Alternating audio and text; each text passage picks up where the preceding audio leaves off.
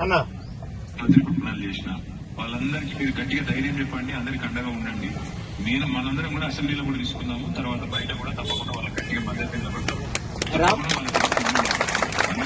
రామన్న నమస్కారమే. నేను తెలంగాణ రాష్ట్ర అధికార ప్రతినిధి పడాల రవీందర్.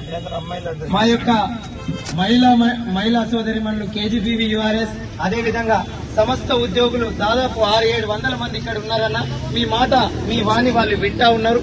కాబట్టి మా రిక్వెస్ట్ ఏంటంటే అన్న, మీ సంపూర్ణ మద్దతు ప్రకటిస్తూనే గౌరవ మా ఉద్యమ నాయకుడు కేసీఆర్ గారికి కూడా ఒక్క నిమిషం పాటు ఒక వీడియోని మా కోసం ట్విట్టర్ వేదికగా సమగ్ర శిక్షకు న్యాయం కోసం నిలబడేట్టు మా ప్రియతమ నాయకుడిని ఒక నిమిషం ఆ ట్విట్టర్ ద్వారా మీరు గౌరవ కేసీఆర్ గారిది రిలీజ్ చేస్తారని, అలా చేయాలని మా వాళ్ళు కోరుతా ఉన్నారన్న, ఆశిస్తా ఉన్నారు.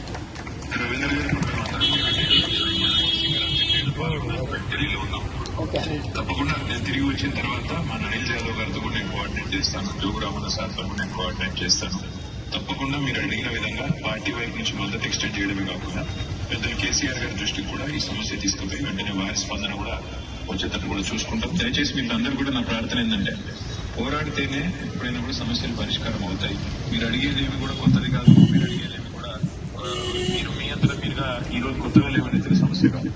గతంలో ఈ రోజు ముఖ్యమంత్రిగా ఉన్న రేవంత్ రెడ్డి గారు గతంలోనే ఎన్నికల ముందే మీకు వచ్చి ఇచ్చిన వాగ్దానాన్ని నిలబెట్టుకోమని మీరు కోరుతున్నారు. తప్పకుండా మీ కోరికలో న్యాయం